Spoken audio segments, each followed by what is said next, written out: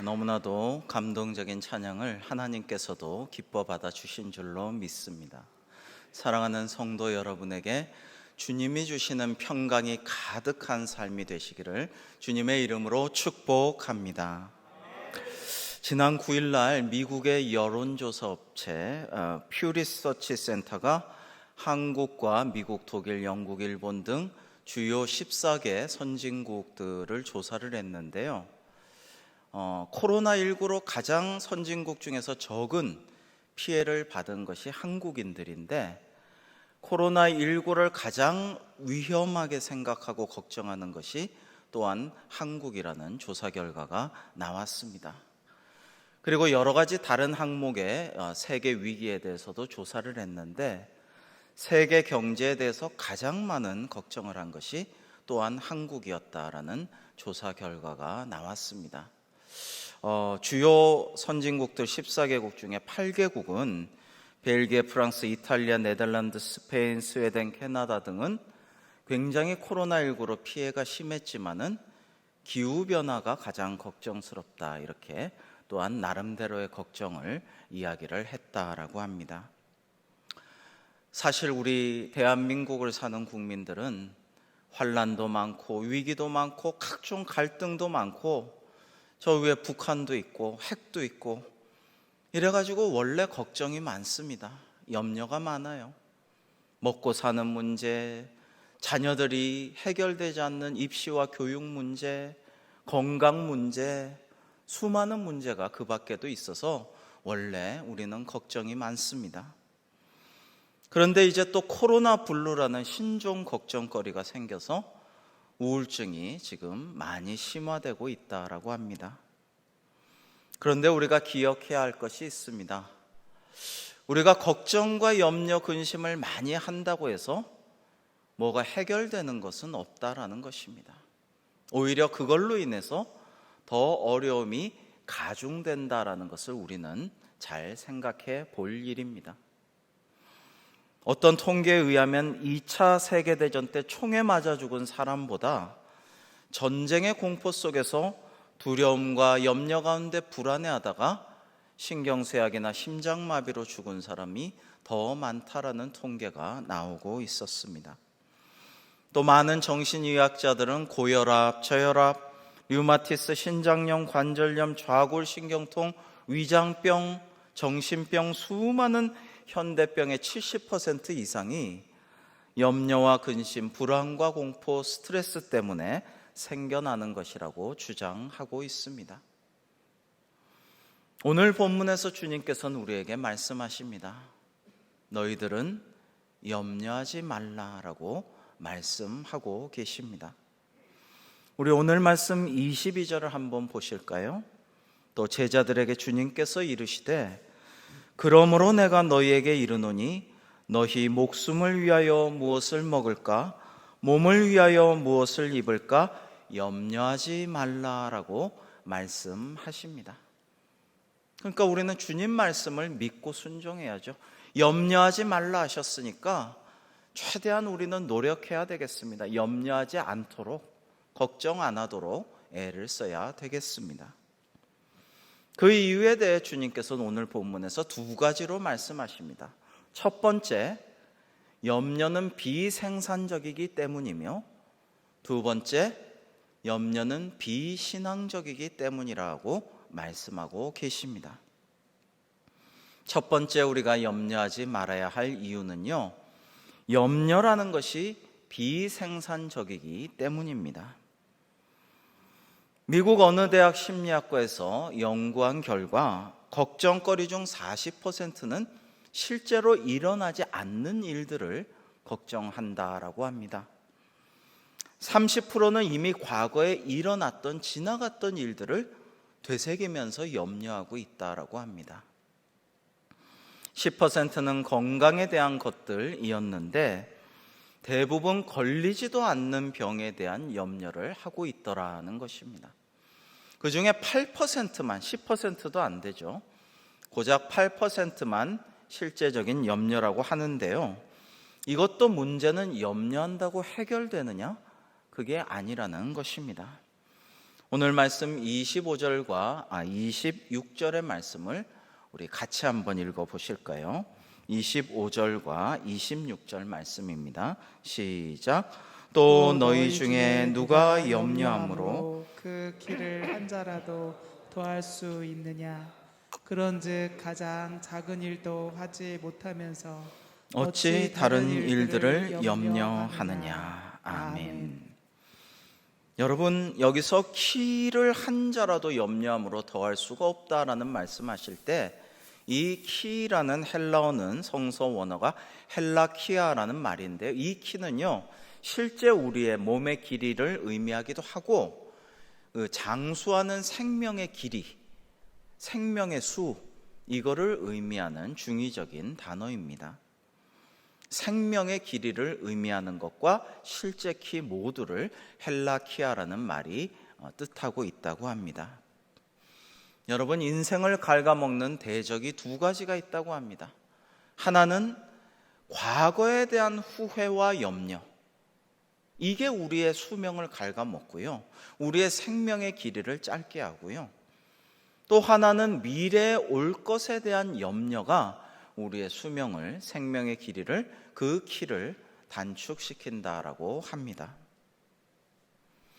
염려란 흔들의자 같다라는 말도 있습니다. 여러분, 흔들의자 우리가 타면요 이렇게 앞으로 뒤로 왔다 갔다 의자를 몸을 움직여서 왔다 갔다 하고 있는데요, 염려는 이 같은 것이라고 합니다. 무슨 얘기냐면 계속 요동은 치는데 한 걸음도 그 앞으로 나아갈 수가 없는 것이죠. 그냥 제자리에서 염려만 하면서 몸만 마음만 흔들리는 거예요. 왔다 갔다. 염려란 흔들의자 같다라는 것입니다. 그러므로 우리는 염려만 하고 있을 게 아니라 과거 사는 잊어버리고 씻어버리고 묻어두고 미래에 대해서는 염려만 할 것이 아니라 준비하고 대비해야 되는 것이죠. 그게 중요한데 걱정만 하고 있기 일수인 것이 우리네 삶인 것입니다. 자, 두 번째로 염려하지 말아야 할 이유는 염려는 비신앙적이기 때문입니다. 오늘 말씀 28절로 30절을 우리 교독해 볼까요? 오늘 있다가 내일 아궁이에 던져지는 들풀도 하나님이 이렇게 입히시거든 하물며 너희일까 보냐. 믿음이 작은 자들아, 너희는 무엇을 먹을까 무엇을 마실까 하여 구하지 말며 근심하지도 말라. 이 모든 것은 세상 백성들이 구하는 것이라 너희 아버지께서는 이런 것이 너희에게 있어야 할 것을 아시느니라. 아멘. 아멘. 여러분, 사실 코로나가 올 한 해를 온전히 잠식해버린 이 상황이 참으로 안타깝고 앞으로도 어떠한 전망이 보이지 않는 것이, 지금 2.5단계를 연장할 것인지 3단계로 올라갈 것인지 아니면 2.25단계나 2.2단계로 내려갈 수 있도록 할 것인지 고민 끝에 오후에 발표한다는 이 답답한 현실이, 사실은 미래가 보이지 않는 전망이 염려스러운 것이 사실입니다.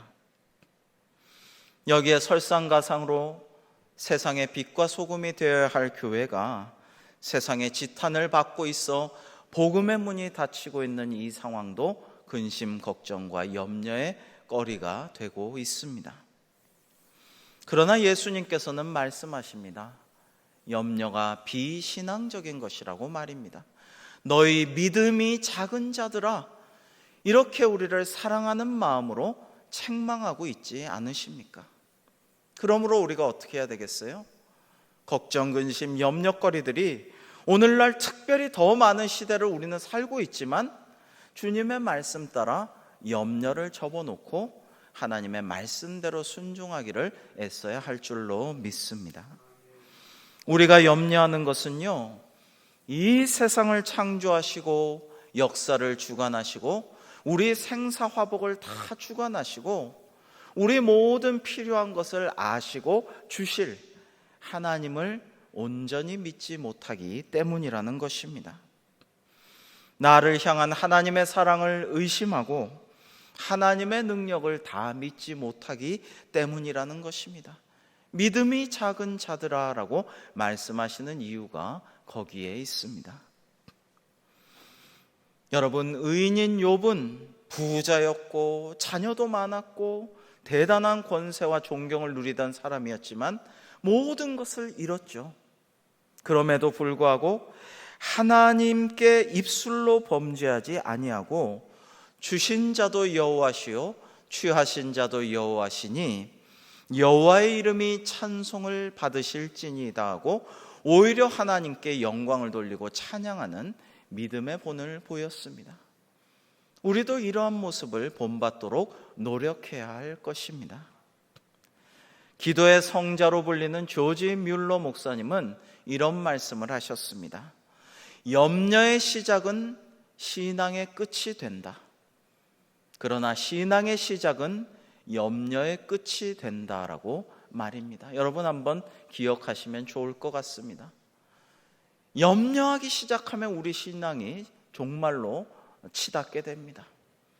그러나 우리의 믿음을 새롭게 시작하고 결단하기 시작하면 우리의 염려는 끝을 향해 나아가게 되는 것입니다. 두 번째로 염려를 극복하는 세 가지 방법에 대해서 우리가 말씀을 통해서 함께 나눠보기를 원합니다. 첫 번째, 내 힘으로 어쩔 수 없는 것은 우리가 내려놓아야 되겠습니다. 전에 소개해드린 팁의 속담을 여러분 다시 한번 상기해 보시면 좋겠어요. 걱정을 해서 걱정이 없다면 걱정이 없겠네. 그 말을 기억하십시오. 우리가 걱정 많이 해서 걱정이 없어지면 정말 걱정이 없겠지만 그런 일은 일어나지가 않습니다.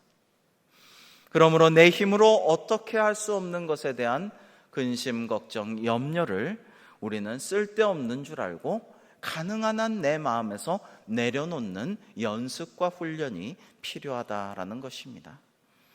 탈무드에도 이런 말이 나옵니다.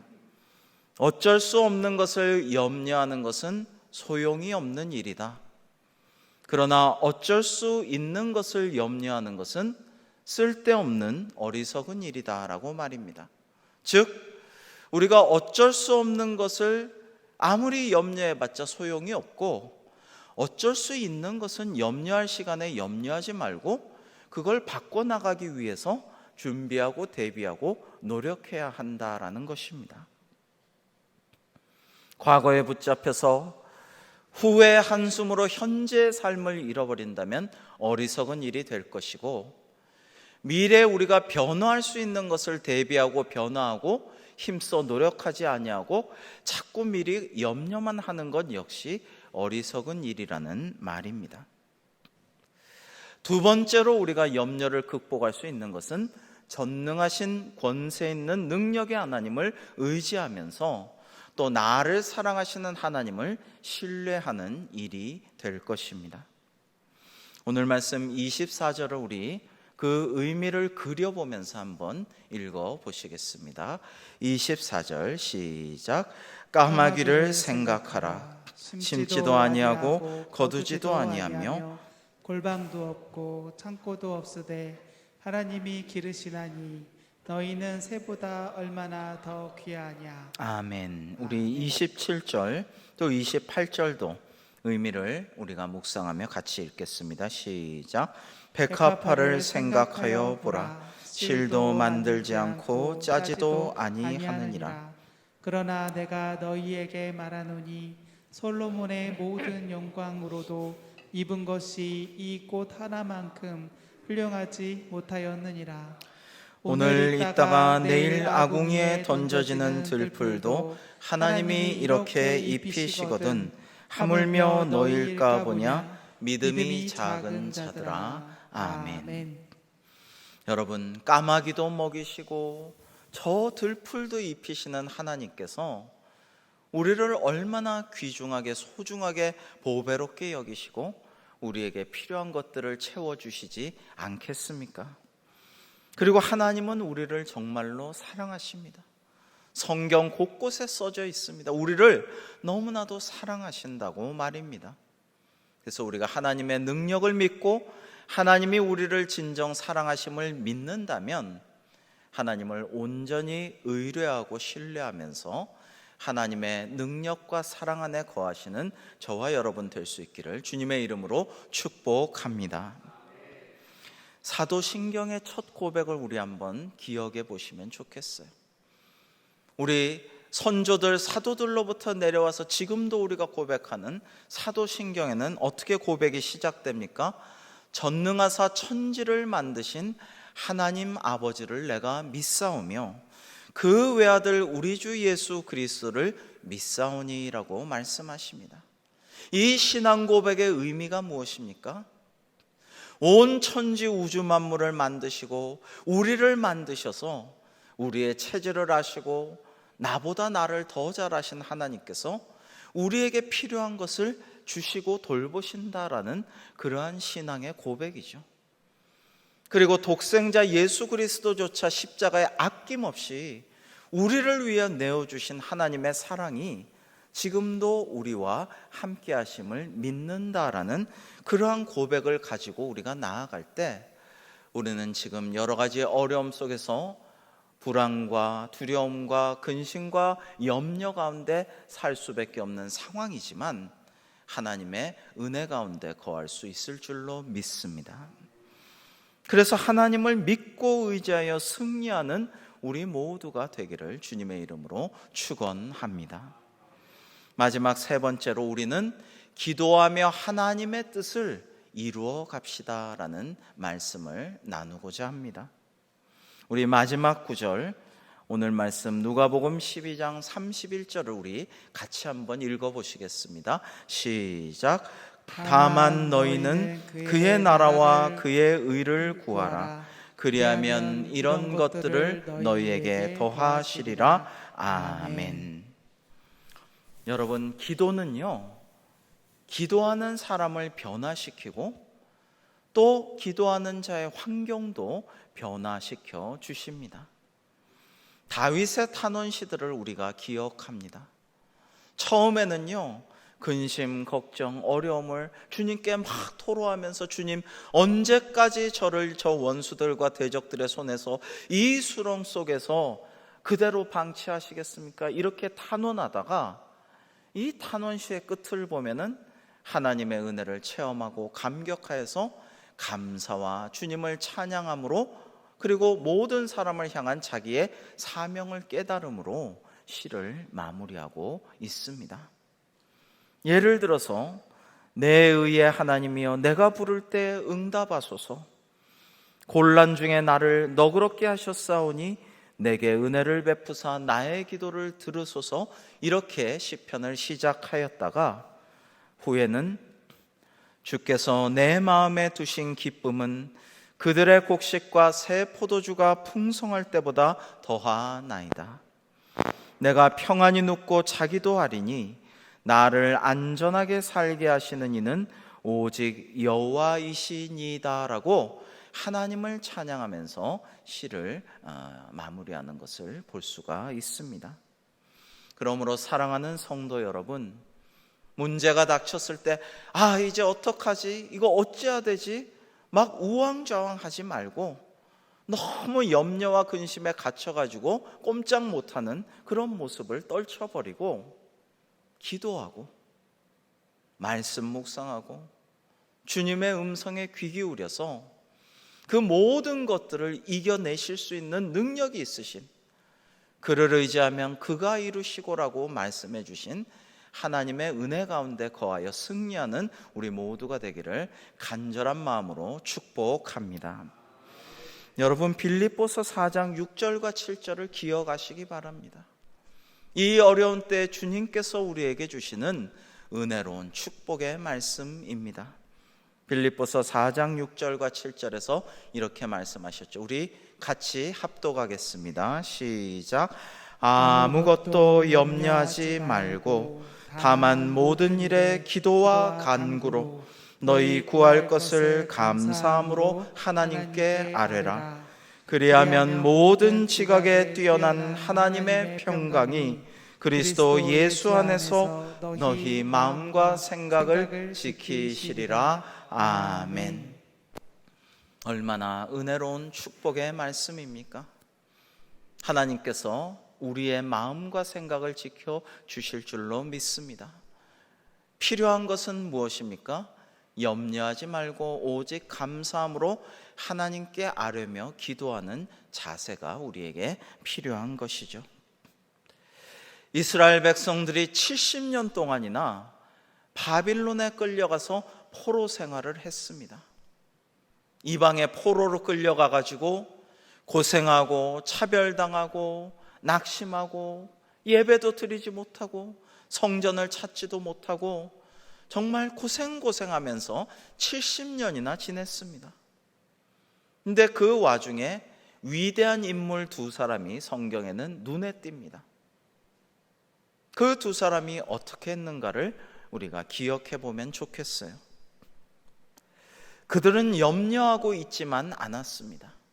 간절히 기도하고 하나님의 음성에 귀 기울이고 하나님의 영감을 받아서 그들이 할 수 있는 일을 하였습니다. 그리고 백성들을 같이 일하도록 그렇게 이끌어들여서 선한 영향력을 통해서 공동체를 굳건히 세워나가는 일을, 그러한 과업을 수행하였습니다. 느헤미야는 예루살렘이 폐허가 되었다는 소식을 듣고 하나님께 기도하는 한편 방도를 모색합니다. 그는 4개월의 작전 기도 끝에 당시 페르시아의 아닥사스다 황제에게 간절히 구하여서 예루살렘 총독으로 파견되었습니다. 그리고 간절한 기도와 적극적인 행동으로 예루살렘 성벽을 재건하고 이스라엘 공동체 회복을 이끌었던 것입니다. 왕후 에스더는 어떻게 하였습니까? 페르시아 아하수에로 왕, 사실 황제죠. 그 황제 시대에 황후가 되었습니다. 그는 여러 가지로 어려운 상황에 입지도 좁은 사람이었지만 하나님만 의지하여서 유대인의 적 하만이 에스더 황후의 사촌오빠 모르드게와 유대인들을 완전히 인종청소로 멸절시키려는 계략에 맞서서 금식하고 기도하면서 지혜롭게 행하여서 유대인을 구하였던 것입니다. 여러분, 예수님은 오늘도 우리에게 말씀하고 계십니다. 염려하지 말라라고 말입니다.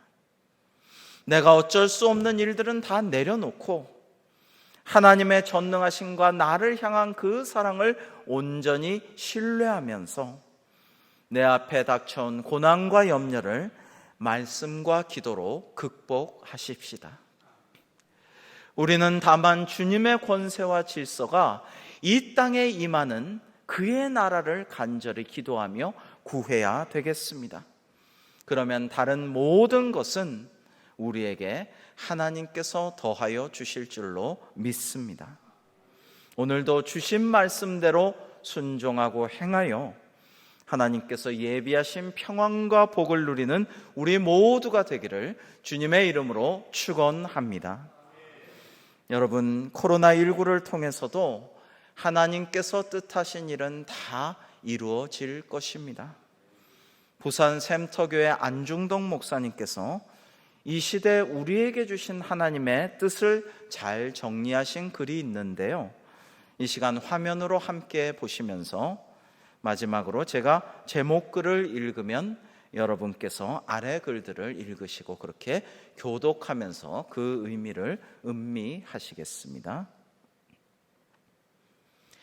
마스크를 착용하라는 것은 잠잠하라는 하나님의 뜻입니다. 막말과 거짓말을 하지 말며 불필요한 말을 줄이고 남의 말에 귀를 기울이라는 말입니다. 입을 다물면 사랑스러운 것들에 시선이 머물게 되고 아름다운 소리와 세미한 속삭임이 들려올 것입니다. 손을 자주 씻으라는 것은 마음을 깨끗이 하라는 하나님의 뜻입니다. 악한 행실과 죄에서 돌이켜 회개하고 성결하라는 말입니다. 안과 밖이 깨끗하여야 자신도 살고 남도 살 수 있다는 말입니다. 마음의 거울을 닦아야 자신이 보이고 마음의 창을 닦아야 이웃도 보일 것입니다.